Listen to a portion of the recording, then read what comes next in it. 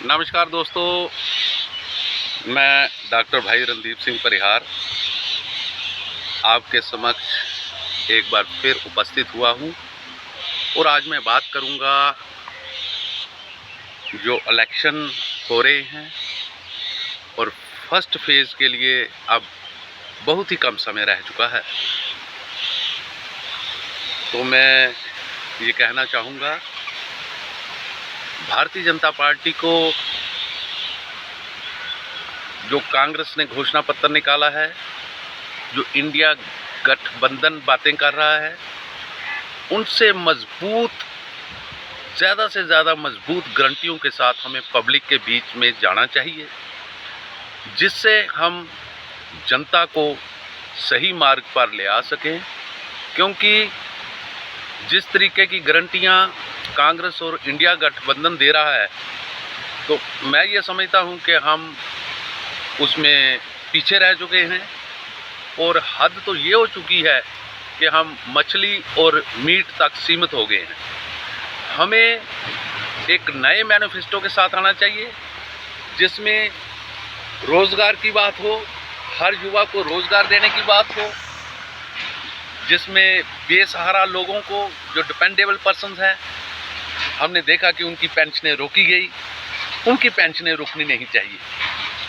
महंगाई पे रोक और महंगाई को कम करने की जो गारंटी हमें देनी चाहिए। कहने का भाव अर्थ ये है कि जिस तरीक़ा से Agniveer, daily wage, contractual employees, ASHA worker, anganwadi workers और भी कई लोग जिसमें बीडीसी, होमगार्ड्स, एसपीओ, जिनको हम उनका मेहनताना नहीं दे पा रहे, तो उससे हमारी जो है साख कम हुई है। लोग अपोजिशन की तरफ और कांग्रेस की तरफ जा सकते हैं।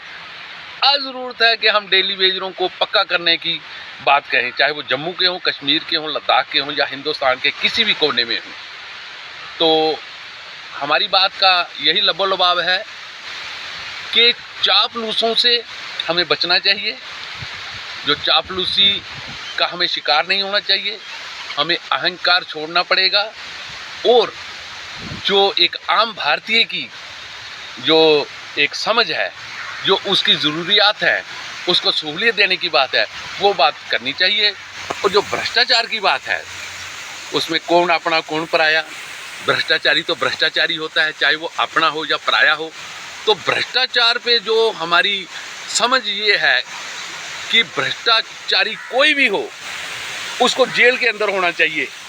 लेकिन देखने में ये आ रहा है कि भ्रष्टाचारियों को हम ताज पहना रहे हैं और इसके लिए हमें जनता से क्षमा भी मांगनी चाहिए। और भारतीय जनता पार्टी में जो भी भ्रष्टाचारी है, उसे बेदखल किया जाना चाहिए, उसे बाहर का रास्ता दिखाना चाहिए।